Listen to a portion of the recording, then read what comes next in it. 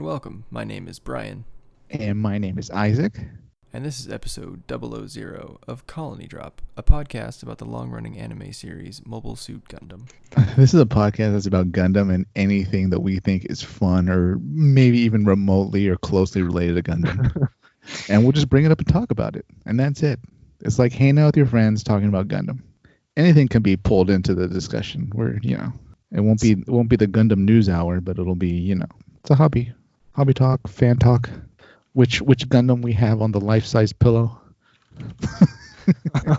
Oh man, Gundam we sleep with? That's the after hours. Yeah, that's the Adult Swim version of the show. That's where our Patreon supporters are. If you had to have one on a pillow, who would you choose? Definitely not Nina Purpleton and her 90s hair. I really like goose tentacles. Oh. Isaac, I think we've been wanting to do this show for about 2 years, a year? I don't know. I lost track. But here we are. Pretty much. We're finally doing it. It actually got created, I think, when I'm going to say about a little bit over 9 months ago, because we were meeting, I think, we met at a Thai restaurant and we talked about it. Remember, we actually had like notepads and stuff. Oh, I think that was, actually, I just received a notification on my phone for the picture of the food I took that day. So it was about a year ago. There you go. So it's been a long time coming. But being the first episode, well, actually the zeroth, mm-hmm. Is that the pilot episode? No pun intended. Pilot? Yeah, this is like the preview episode. The Gundam pilot. Yeah, where we want to explain who we are, what we're doing here, how we found Gundam, give everyone a little bit of insight about us. That way, if you don't care about us, you can just skip right to episode 1, where we actually talk about more Gundam-y things. Sure. So I think we should start out by saying, how long have you been a fan of Gundam, Isaac? Wow. I first learned about it in sophomore year of high school. So what was that? Oh, boy. 2000. Yeah. Time to age myself. Time to kick out yourself. Yeah. All right, here we go. I'm going to say 2001, 2002, maybe? Something like that. Yep. No, but anyways. Would have been 2001. Yeah, for sure. I figured this out last night. So that means that we happened upon it at the same time. For me, it was the summer, maybe the spring or summer of 2001, which, like you said, would have been our sophomore year of high school. Pretty much. I found it through Gundam Wing model kits in Walmart. Wow. Yeah, I saw them. Wow. Yeah, I saw them just sitting there. I thought they were cool. Picked up a box. Had no idea what the hell it was, other than it looked pretty neat. And I thought, I like models and I like robots, so I'm gonna build one of these things. So I think I bought normal 1/44th scale Wing Gundam, and I took it home. I built it, and they were pretty cheap at the time. I think it was like $10. So that was within my non-working budget. Someone who doesn't have a job. Clearly not a master grade. No, we didn't graduate till those baby grade until a little later. I think I bought the rest of like the main Wing Gundam team. So Shenlong, Death Scythe, Heavy Arms, and whatever the other one was. The whole boy band. Yeah, I had the whole boy band sitting on my desk, and then as I think I got more of them, they started coming with those little pamphlets, like ad books, that stuff comes with to sell you more stuff. Yeah, it shows like the whole lineup, and exactly. You can buy the bad guys too if you want. Exactly. Yes. I realized that on those, I opened those things up, and they had all these. They were advertising all these Universal Century kits. So they had RX-78 and the Easy-8 and the Jims and the Zakus and the Goofs, and I was like, what are all these things? I don't see those on the shelf at Walmart. And then I realized that the logo on the pamphlet was the RX-78. It wasn't Wing Gundam. So then I started to think, like, am I not buying the model kits for like real Gundam, or what is all this other stuff? And all the other ones, they looked a little bit more militaristic. They had numbers for names. I was like, what is an RX-78? What does that do? It wasn't Wing Gundam or Death Scythe. I mean, Death Scythe tells you all you need to know, right? In the name. Yeah, true. So that was how I found it. Where did you I'm gonna give like a double answer, kind of change my answer. Okay, I had a friend in like grade school that got like, I think we did like Secret Santa, right? And he got, this was like, okay, 2000 maybe, and he, or 1999, something like that.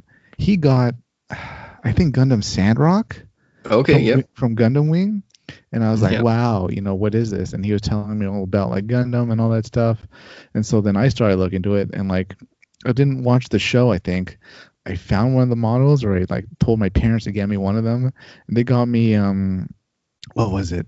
One of the bad guys from Gundam Wing. I think Viate or Mercurius. No, I think it was Mercurius, the red one. Yep. The Yeah, they was defense, definitely Mercurius. Yep. Yeah. I was pretty casual, not really even casual into it at that point. At that point, for me, it was just, a robot. But it was only in high school in like 2001 or 2 and sophomore year when I started watching Adult Swim, and they had on, I think every weekend night, they had on 0083. They showed the whole series, and that really pulled me into it because I just watched the whole series pretty much from beginning to end, and it raised all these questions. Who's Xeon? Wait, they're talking about 1 Year War. What was that? So I had to go read about that or watch that, and then that just kind of started my my whole interest in Gundam, and really, Xeon in the bad guy, because let's be honest, your main interest is in Xeon for sure. Yeah, I really like the Dom Trobbins the moment I saw them. I think all the listeners out there, if there ever is any listeners, they will soon realize how much of a Xeon at heart you are. But yeah, I mean that aligns with pretty much my experience. After I had started wondering what these other non-Gundam wingsuits were, I tried to research it. And back then, there were no streaming apps, or there wasn't YouTube, or you couldn't just go, I want to watch Gundam, let me type it in to Google, and within like 3 clicks you're watching. But back then I eventually found the website MAHQ, or Mecha Anime Headquarters, which then became quite a resource for both of us in 2001, 2002.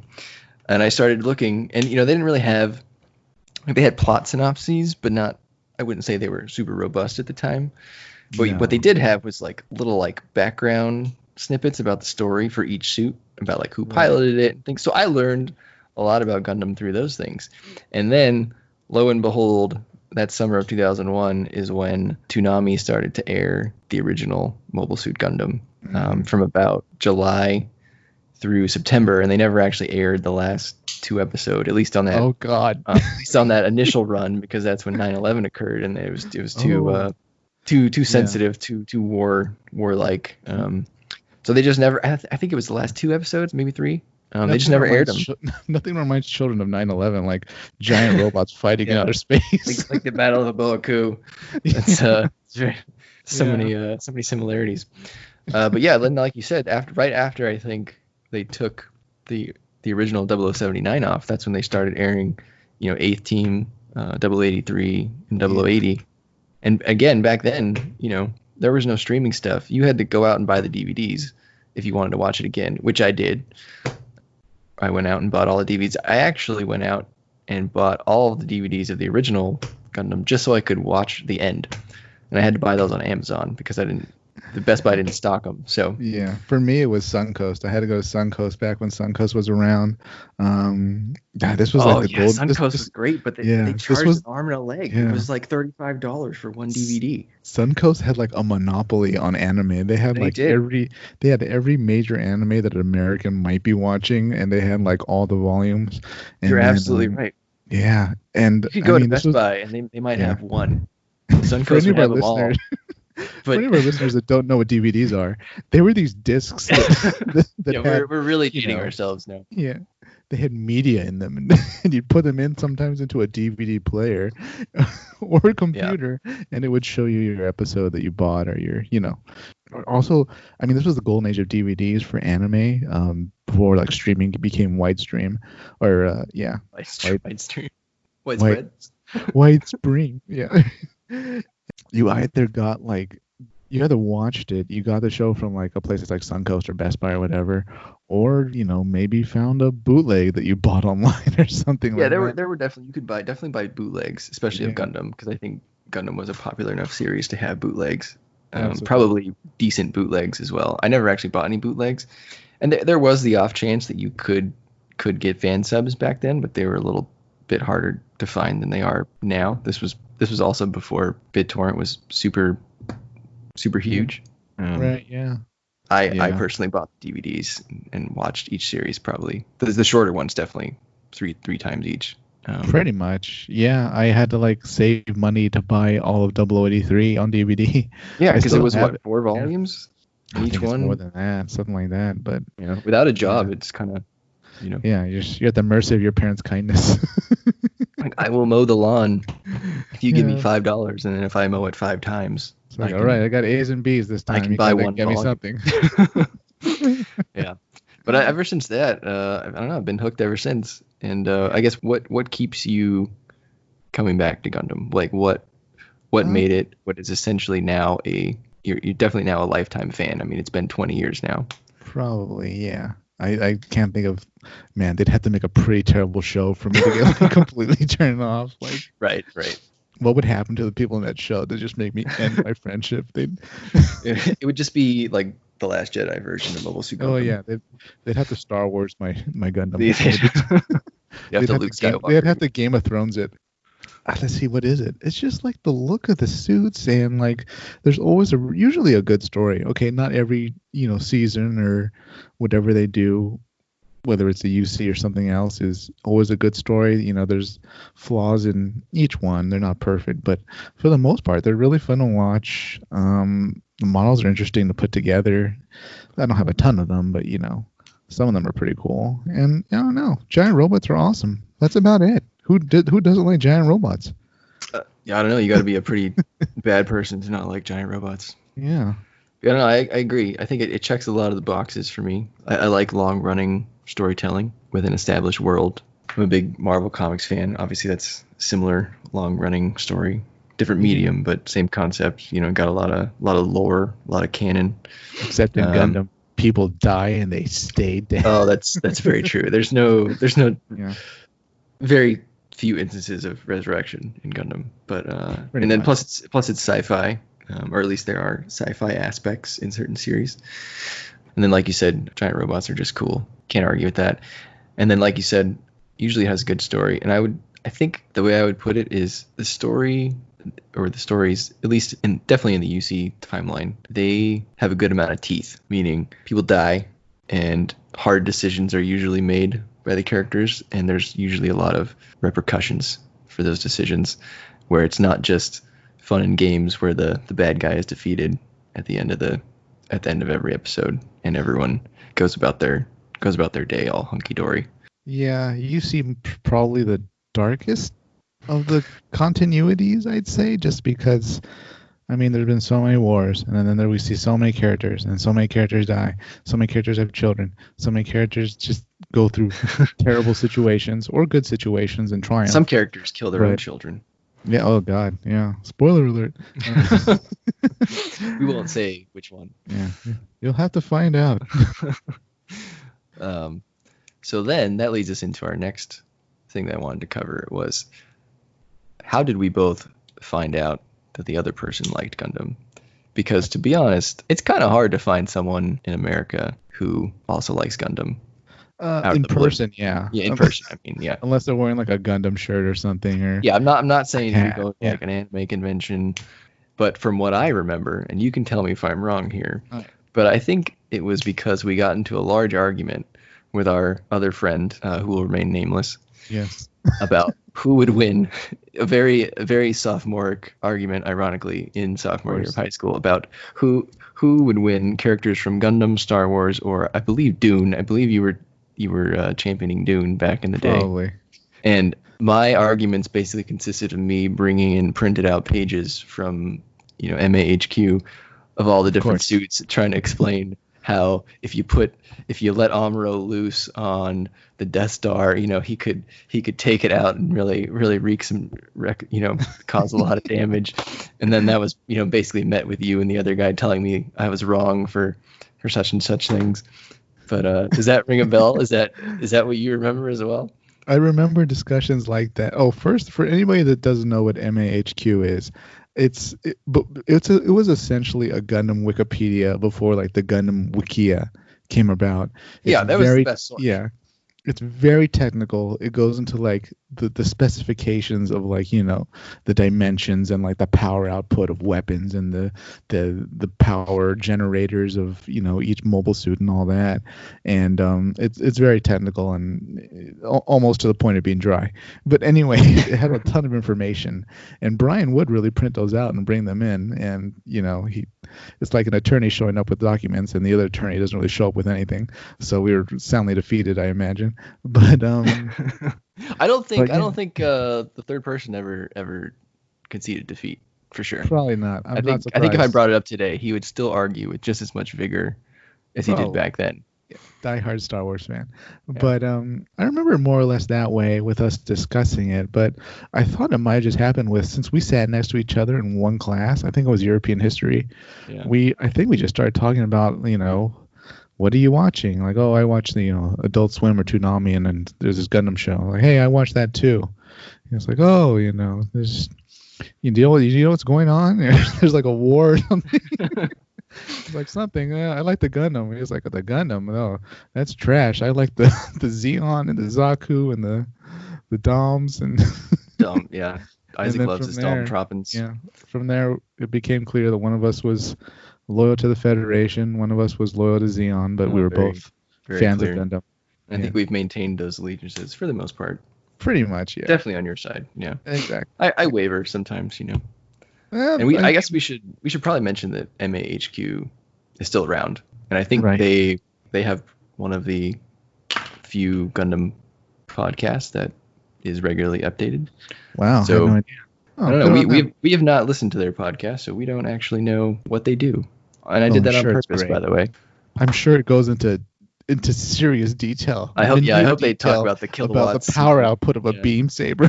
Yes, that would be amazing. That's how I envision it in my head, and I'm not gonna ruin it by actually listening to their podcast. How many gigawatts come out of that heat hawk? Not enough to pierce Luna 2 alloy. Oh, of course not. Yeah, but I think that whole argument, if I remember right, it culminated in using Angel Halo from Victory Gundam as a way to get past all the Star Wars. Brian, how dare you turn a Gundam? No, Angel Halo's from V Gundam. Yeah. I thought you were thinking of Moonlight. Oh, Moonlight Butterfly. Yeah. No, I probably used that too. But I think I remember they would all work. Yeah. I remember like not being able to convince him. So I remember just being like, well, what if there was a Gundam X, you know, with the satellite system plus Angel Halo plus Moonlight Butterfly, and they were all just doing it at once? You would totally lose. And I don't think I still convinced him, but so it goes. In his defense, he has the Force. And that is a pathway to many abilities some would consider unnatural. Unnatural. Yeah. Do it. I do remember we got into like such a ridiculous argument. There's something in Star Wars, or it was only in the novels, the gun that shoots like light speed missiles or something like that. Oh yes, of course, the Galaxy gun. The Galaxy gun. Yes. For those of you listening for the first time or whatever, my knowledge of Star Wars perhaps matches or exceeds my knowledge of Gundam. Yep. But this isn't a Star Wars podcast. But anyways, yes, in Star Wars there is a weapon in their expanded universe that the Emperor built when he was reborn, and this weapon fires a light speed torpedo that can blow up a planet. So he can essentially fire it from anywhere in the galaxy and hit any planet in the galaxy. So to beat that, I had to bring up Angel Halo, and I would just say, well, Angel Halo would, just kind of fly in and deactivate everybody's brains. And I think we just kind of agreed to disagree after that. I don't know. It became like a. I think we all realized that this was grinder of super weapons. Yeah. Anyway. But you know what? They don't really compare, because whatever you like, it's great. Just like what you like. Whatever you like. That's it. Yeah. That's why we're doing this, because this is something that we both think will be fun and entertaining. I would say that we are both probably lapsed fan, in that we probably haven't seen every series. Yeah, I'd put an asterisk next to that and say we're kind of fans of convenience. Like Unicorn and Iron-Blooded Orphans are on Netflix, which means yeah, we're gonna watch it. We watched Unicorn when it came out, but maybe I don't know, Gundam and Reconquista, that might take a bit of effort and time to get to. The second season of Build Fight, it's just I actually really we have enjoyed things the to do. second season of Build Fighters. I thought that was really good. You never watched that one? That was a good one. I don't think I did. No. Yeah, but I think this gives us an excuse to get back into it and watch maybe some of those series that we haven't. Plus all of our favorites. Pretty much, that we yeah. definitely want to watch again. And another reason that inspired me to do this was I went to Japan a year and some ago. Wow. And unlike America, Gundam is everywhere over there. I went to the Gundam base in Odaiba. I saw the big unicorn Gundam statue, which I actually don't know if it's still up. They may have started to move it. I think they were going to move the Gundam base. I have to double check on that. But I went to Akihabara and I went to the Gundam Cafe. Isaac and I were just talking about Gundam is pervasive. We were trying to describe what kind of series it is, and what did you decide it? What did you call it? Meta genre, because there's Gundam food, there's Gundam clothes. You can buy anything you want. You can buy a Gundam logo on it, especially in Japan. Yeah, and we know there's models, there's shows, there's toys, there's movies, there's novels. I don't mean manga. I mean actual novels that are just written text.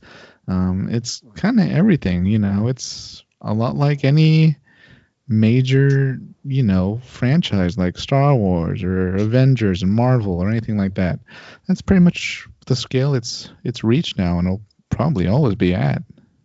Yeah, whenever somebody asks me to describe Gundam, I always just say, particularly someone who doesn't know what Gundam is, I usually just say it's Japan's Star Wars. That's a pretty good, yeah. I mean, you got kind of your evil empire, right? You got like the people fighting for freedom. They even have laser swords. Yeah. Depending on what one of you new types has, they're kind of force sensitive. And yeah, if you it's kind of similar. Find a match, yeah. I mean, it's pretty great. I think if you like sci-fi in general and you never really watched too much Gundam or whatever, you should probably, I don't know, find a season and stick with it. You might like it. They go through a lot of. That's the thing about Gundam too. It also has a lot of themes to it. It's not just so much just visual robots fighting. They talk about what should the nature of pacifism, or the importance of mercy against your enemies. A lot of the characters struggle with revenge, or an unjust world, corruption. There's just a lot of themes and layers to Gundam if you're willing to kind of hear it out and watch it, or if you just want to watch the robot fights. That's there too. I think it'll be fun. This show is meant to be for someone who is just interested in Gundam, but maybe never watched it before. We hope it'll be entertaining for someone who's been also watching Gundam for 20 or 40 years. Yeah. So like, comment, subscribe. If there's anything you think we should talk about, or anything you're interested, or you have a question about Gundam or something involving Gundam, your favorite series or a mobile suit, just leave it in the comments. We'll get to it. When you say it out loud that we've been fans of Gundam for 20 years, that's hard to believe. Yeah, man, the show came out in 1979? That's also how it's like Star Wars, because it came out in the late 70s, and it's sci-fi, and it stood the test of time. It's still around. They'll make more series, they'll make more movies, and make more models. Always got to have more models. You can never have enough models. Yeah, is that really how the show kind of got created? Like, I know in the U.S. a lot of shows were like that, especially in like the 80s, right? Where they Transformers was definitely made to sell toys, yeah, for sure. They create the show, they put all these, different looking characters in it, and the whole purpose is kids will buy the toys when the toys are available. I'm not sure. If I remember right, I think Tomino wanted to make, a real, the genre is called the real robot genre instead of the super robot genre, which was really popular in the 70s. Oh, okay. And I think, he wanted the Gundam to be more like the colors on the G3 Gundam, not necessarily the bright blue and red. Yeah. But I think whoever was in charge at the time made them change it so that it would be more appealing to sell toys. So I don't know that Gundam necessarily started because of toys, but it certainly spawned a whole bunch of models. Yeah. Well, they sure have ran with it, haven't they? They ran into that end zone and they spiked the ball. They'll pump out every mobile suit in the show, every variation of that mobile suit. There's different classes, different complex grades. You can get a master grade, which is difficult. You can get the more basic ones. You can get, just insane levels of details on these models. Yeah. Yeah, and for anyone who's never heard about Gundam models or built a Gundam model, we'll cover all that too, because we do enjoy building them. Which actually brings me to we should probably just give the listeners a overview of what we plan to do in terms of format. I think a normal show would be, we'd probably discuss if there's any good Gundam news that week, and then I think we'd probably just choose. We don't want this to be a news show. You can go read news yourself. Yeah, just Google it. We'll certainly briefly go over it if we think it's interesting. Yeah, we're not going to waste your time telling you what model is going to come out next month but I'm not going to read. We're not going to read it to you. No. So I think, and then I think what we would do is like to choose maybe one or two topics per week that we think are funny or entertaining. How would you describe it?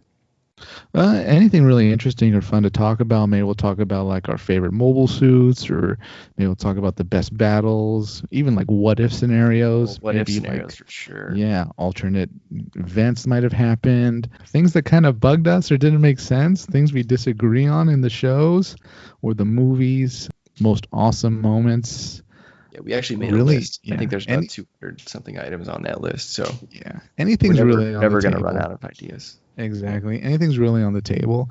But if you're someone that's listening that's not too familiar with Gundam, or maybe you only watched a couple episodes or something, I'm going to guess you have Netflix. There's a couple good shows on Netflix you should watch that would really pull you into it. There's Gundam Iron-Blooded Orphans, and there's Gundam Unicorn. Definitely give those a look. They're pretty high quality in terms of Gundams, and I think you'll really like those shows. Yeah, I think we'll actually go into that a little bit deeper in episode 1, how we both think it would be best if you, in the year 2020, are thinking, how do I get into this show that's 40 years old and has, I don't know how many different TV series at this point, how many different manga series, how many different novels. What the hell would you do if you were starting? Because I think it's overwhelming. A bit, but I mean, it's like anything. You just kind of have to jump into it regardless of what time you're at. And the good thing about Gundam is almost each story is kind of in its own little capsule. So you can just sort of watch any series almost and have a good ride with it. You don't need to start at the beginning necessarily. And you know what? This is being recorded at the end of April of 2020. So we're all under quarantine and lockdown. So you have nothing better to do. So just watch some Gundam if you're interested in it and see if you like it. I think we could always bring up any cool things that we find related to Gundam. So, for example, this week there was a Kotaku article about a custom Gundam motorcycle. This looks just like a bike. It's a white bike with like the Gundam color accents of like some red, some blue, and some yellow. Yeah, this would be like the motorcycle that's assigned to the Gundam pilot to exactly. It putters him around the base. Yeah, if there was for sure, if Gundam was made by an American company in the 70s or 80s, the main character definitely would have had a Gundam bike. And it probably would have he would have been like a core fighter. He would have just ridden the bike right into the cockpit, and it would have docked and just like plugged right in. I was thinking more like not Mission Impossible, like a Tom Cruise in Top Gun. Like he hops on this with like his aviators, and like he goes to the Gundam or he goes to the barracks or whatever. Well, you got to have the aviators for sure. Yeah. But yeah, it was made by, I guess, Suzuki. Maybe either commissioned or purchased this from Icon Motorsports. So we'll leave the link in the description for anyone who wants to check it out. But anyway, things like that, you can see how pervasive Gundam is, and I think they're pretty cool. Yeah. So I'd say that's a normal show. Given the opportunity, I think we'll branch out a little bit and maybe do some series reviews in a more contained format. I don't want this show to be just going series by series, episode by episode. That'd be exhausting. Yeah. And That'd I be think exhausting. No one yeah, wants to and hear I think that. we'd fail, right? That Right, would yeah. take forever, and We'd burn out. We get burned out. it would, yeah. That would end Gundam. But if there's a series that you're watching, or maybe I don't know, maybe like most of our commenters or listeners are gonna watch Unicorn, or just started Iron Blooded Orphans or something, or Seed. I don't know. We'll go from there and maybe just watch along with them and recap, so we all kind of on the same page, or at least most of us. Yeah, I think Iron Blooded Orphans would be a smart way to go for the first one, just because it's available, doesn't have quite as much baggage as Unicorn. Right, yeah. Unicorn is Universal Century. For all you don't know, that's Gundam's main timeline. There's like, God, a dozen shows and movies At least. just on that timeline. And Iron Blood Orphans is its own thing. So if you've never seen Gundam before, it's the perfect thing to jump in because there's nothing to pick up or know before the show starts. Another format I would like to explore, which I think is pretty exciting, would be what I call model building for normal people. And that would be basically Isaac and I maybe streaming on Twitch or some other, maybe YouTube platform with maybe a few other friends, and having everyone be able to watch us struggle through building probably some master grade kits. Because I feel like most things that are shown for models, everyone knows what they're doing and they do it really well. But if you just give a master grade or even a non-master grade, a high grade kit to someone, they're going to screw that thing up. So I feel like we don't see too many normal people building these things. So I think it'd be a fun adventure to show how it goes in if you're just the average Joe picking one up off the shelf. Pretty much. I really don't see how those people can slap together like a master grade, and they also have the time and just like the whole skill set to like put on the putty on it so that you can't see the lines, and then they do like all the airbrushing so it looks like it was in combat and it took some burn damage, and then they put it on top of like a mound that's like made with real sand so it looks like it's fighting in like North Africa. Look, man, if you don't have your burn damage and your mound of sand in your backyard, you're not doing it right. So if you don't have an internal light source for the eyes and the beam saber, then you're just a poser. You're just a pedestrian. You're a peasant. Yeah, I don't know how many times that we've built models together and just started cursing when a piece breaks or you stab yourself with the X-Acto knife. Yeah, or you put it together wrong and you realize that you can't go back because you smush it together too tight and you can't get the part back. So it can be pretty depressing. But you assembled the arm, but it's like you were actually supposed to put it into the socket first, and now it only you put fit. the left exactly. You put the left wrist on the right arm, and you're not getting that back. The frustrations of the average Gundam model builder. The average builder, and then maybe, just maybe, we'll take some field trips sometimes. Anime Expo. Yeah, this podcast is being recorded for the most part in Los Angeles, I guess I'll say. So we do have access to good options for acquiring Gundam models, which maybe not everyone has. Yeah, I mean, I've even seen them at like Barnes and Nobles. Yeah, Barnes and Noble does carry some. I have noticed. You're right. I've never seen anyone with a check stand. I get the register though with a Gundam model. Yeah, the people who are buying those kind of kits, I don't think they're looking at Barnes and Noble first. But they just click buy online and that's it. Yeah, but that said, that's how I got into Gundam. I saw models at the store that I happened to be at, so I'm sure that there's some kid who walks into Barnes and Noble and he's like, "Oh, what is this?" I think it's good that they are there. I just don't know if Barnes & Noble actually sells any. They did, I think, last year that I walked in on one, and they weren't like selling like, small, easy ones. They were selling like a master grade Gundam Providence from Gundam Seed. Oh yeah. No, I meant like pretty awesome. I don't know if anyone actually buys them. Oh no, I doubt it. I'd be surprised. Because remember, as a kid, I was buying the ones that were like, I don't know, $12. How much was that master grade Providence that you saw? I know it wasn't $12. No. Oh God, upwards of 50, probably below. At least minimum 75, I think. Yeah, for sure. Because Providence is a big suit. Jesus, yeah, it's huge. That was in the era of Gundam backpacks. Every Gundam had a supersized backpack that made it special.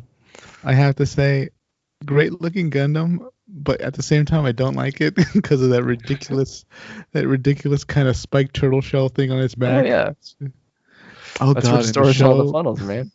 in the show it made that stupid noise with the funnels. So it was like the silliest movement noise. Beep beep beep. I don't know. Whatever.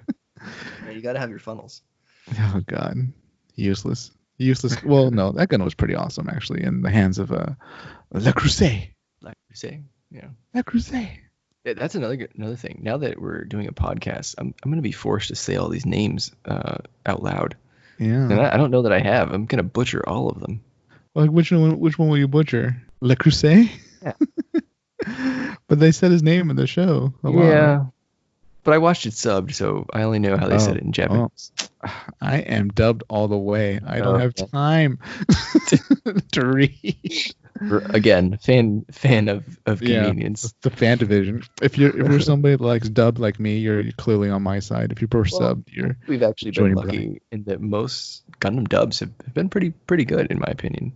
yeah. At this point, I mean, anybody listening, unless you're some type of diehard, don't bother yourself with the subbed. Just go to dubbed. Almost all of them are dubbed. I like subs. I still, for the most part, watch subs. But for most of Gundam, yeah, I definitely watched all the initial UC series dubbed, and I still think they were pretty good. They were awesome. 0083 had an awesome voice cast. Even the regular 0079 Gundam, 08th MS team, Mhm. War in the Pocket. They do a great job with the voice casting in Gundam. And I've seen Char's Counterattack both dubbed and subbed. God, I wish they made that a series. That was just, That was a great. I don't know. It's great film. Yeah, it could have been better. I wanted a more final ending. Okay, if they die, spoiler alert on this movie that's been out for like 30 years. If they died, I wanted to see them die, and I don't like it left up in the air. Oh god, and the psycho frame going around the world and moving the asteroid. Come on. Yeah, but I think that was the point that's Sunrise. If they hit hard times, I think they want to be able to be like, hey, look who's alive again. Back to our Marvel Comics argument. True, yeah. And it also was very much a Gundam ending. Gundam almost always ends with like, a message of peace, or how peace will triumph over war, and the darker sides of human nature. And that's kind of what happened at the movie, especially with those Xeon pilots switching sides at the end and trying to save Earth. Remember? That shocked me. I was like, wow. Yeah. Traitors! Unfortunately, they all burned up, but I don't think they all burned up. Some of them look like they just got kind of blown away. Not blown away, exploded, but like, I don't know, propelled from the Earth by the psychic. yeah, I don't know, man. I think that might have been a one-way commitment when they chose to start pushing Axis there. That ending was very open to interpretation. It got very abstract. Okay, that's fair. If Amuro and Char are, potentially alive, then certainly those we can say those Xeon pilots may have survived. So I think that's it for episode 0. So why don't you give your like, comment, and subscribe spiel? All right, everybody. You know the drill. Like, comment, subscribe. Leave a comment about something you want us to talk about, something interesting, maybe something you disagree with. Ooh, maybe you just can't stand Xeon. Maybe you think Gundam would be destroyed by the Death Star. Who knows? Like, comment. If you disagree with Xeon, Isaac will hunt you down, and he'll probably just delete your comment, to be honest. I will send the Black Tri-Stars to destroy you. They'll be outside your house doing their little maneuvers. Spoilers, they're dead too. Yeah, hey. Everybody's back in my canon. Mash, Ortega, and what was the third guy's name? I don't know. Who knows? Tex? Was it Tex? I don't know. Was one of them named Jansen or something like that? I don't know. I'll have to look it up. I don't know. But yeah, if you liked it, comment, subscribe, and we'll be sure to get to you next time. See you in episode 1.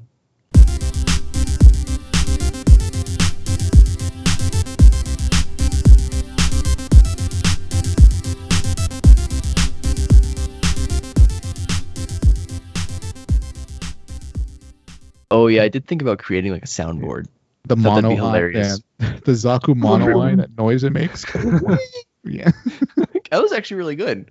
Yeah. Actually, what if that's our soundboard? We'll I'm queue the up sound- all we'll just queue up all the sounds, and we'll have you do them instead, and then we'll use your version.